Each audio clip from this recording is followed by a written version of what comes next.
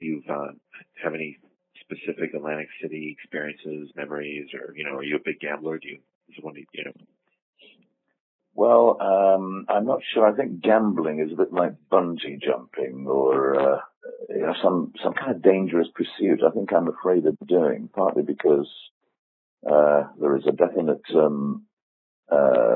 end result, which would not be the best thing to happen to me in my life if I was to fail at either pursuit.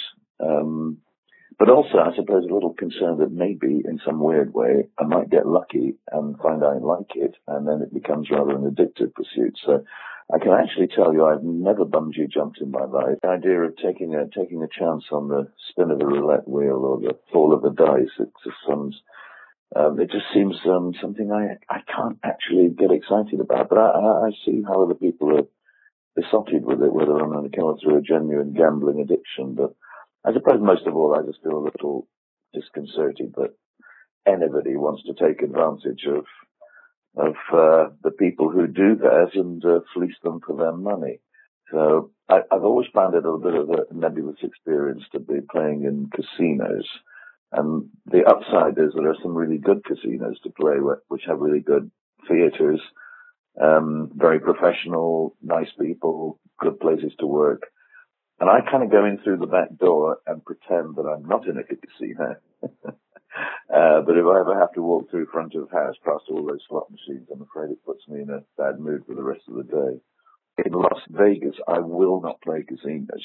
I really just does it for me. But a lot of the tribal nation casinos, I played, I suppose, one or two every tour during the last few years, and both on the East Coast and the West Coast and some points in between. There's some really good, Indian tribal casinos that are, I think they've sort of set a different tone. So, for instance, the one that we play in Atlantic City, whilst it's not of that ethnic persuasion in terms of ownership, is one of the ones that has a very good theatrical performance space. It feels like you're playing pretty much a regular gig, so long as you come and go through the back door. So, but there is an imperfect parallel between Atlantic City and Blackpool, a town where I spent puberty.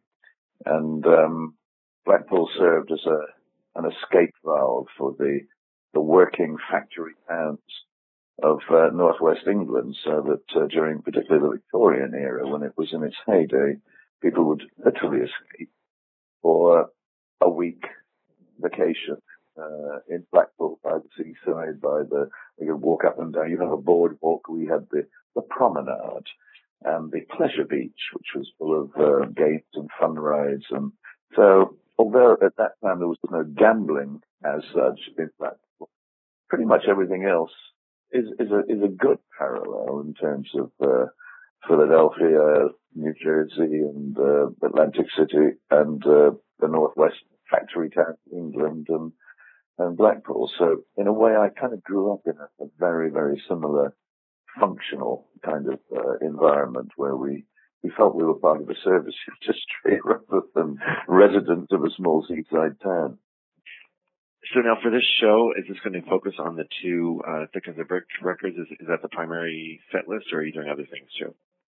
Well, it'd be kind of hard to focus on anything else, because if you factor in what with the top and tailing of the show, it's over 2 hours of performance plus a 20-minute intermission. I mean, we're dangerously veering into Bruce Springsteen territory in terms of walking on stage. So there isn't really a busting amount of time for repertoire. And frankly, after more than 2 hours as a performer, I mean, it wasn't easy when I was in my 20s. I'm 65, so it's a long night, because at least I get paid for this workout. Curious as to why the timing turned out to be right to do the sequel to the first album, and to do a concept album at this point. How did it all come together? Well, Thick as a Brick was performed only briefly in its entirety back in 1972 in the months following its release, and a couple of US tours where we played Thick as a Brick, mainly in arenas, which was a very experience for what should have been more of an intimate theatrical kind of show. I don't think we actually played the entire album as it was recorded. It was very difficult to play live on stage because there were lots of little overdubs on the original album where I'm playing two guitars or singing two or three vocal parts or singing and playing the flute at the same time, in terms of overdubbing extra lines. So there had to be some corners cut. When I first looked at the idea of playing All of Thick as a Brick on stage, which was about 3 or 4 years ago, just to see out of interest what was the detail of the recording and to see if I could remember what I played and sang. And it all came back fairly quickly. So I had it in my head that, yeah, maybe I could do this at some point.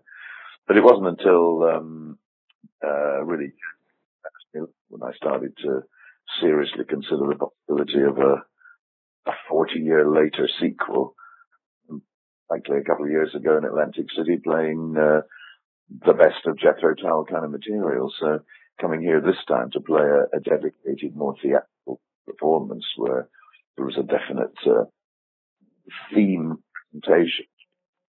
So I gathered then also that you're sort of has some sensitivity to some past criticism of progressive rock and some of the work you've done. So does it seem a little bit easier to sort of do a concept album now, or to sort of be working in this vein? Is the atmosphere a little less sort of fraught than it was maybe in the 70s, or is it still kind of a you feel like you're putting yourself out there and it's a little bit of a risky move in that sense? Well, the genre called prog rock was fairly brief, in 72, 73, but I think in terms of the broader definition of progressive rock, I've always thought that in terms what I have done in my musical career, but it doesn't gel terribly easily with me or with my musical output to term it as prog rock. I think prog rock is something that is inevitably and in a slightly different caught up with the musical of Yes and Billy Genesis and King Crimson, and Emerson, Lake and others who had a reputation for being a little bombastic and taking themselves too seriously, particularly with a lot of complex, noodly kind of music that was really about showing off musical expertise.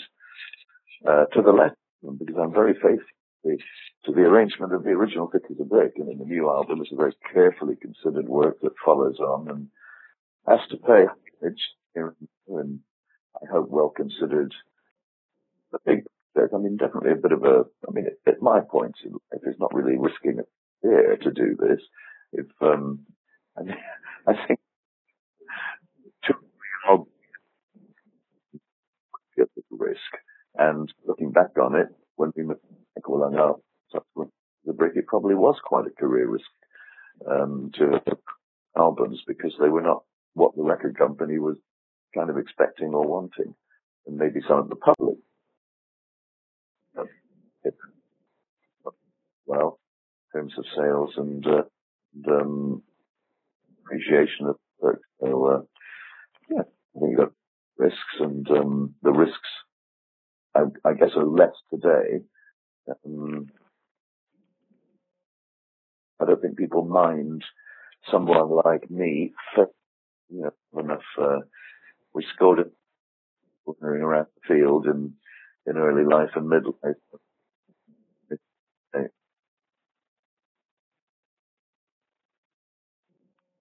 Over to you, Rob. Yes. Okay. So, I'm sorry, the connection is breaking up a little bit. So,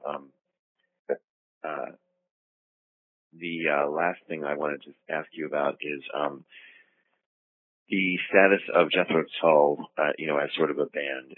Do you expect to tour again under the Jethro Tull name, or do you think that's not going to happen? Well, I think what you find on the shelves of the supermarket, if there is a concert that just Jethro Tull on the ticket, then I think you've got to expect that you'll hear generic Jethro Tull music, the sort of selection of the big picture. But if it's something a little rated, a bit more specific, like it's an orchestral tour, it's an acoustic tour, or with a string quartet, or a theatrical concept album production. And I think I want to try and spell out that this is probably not the concert they're really going to enjoy. And so I found it much easier to do that when I put my own name into the marketing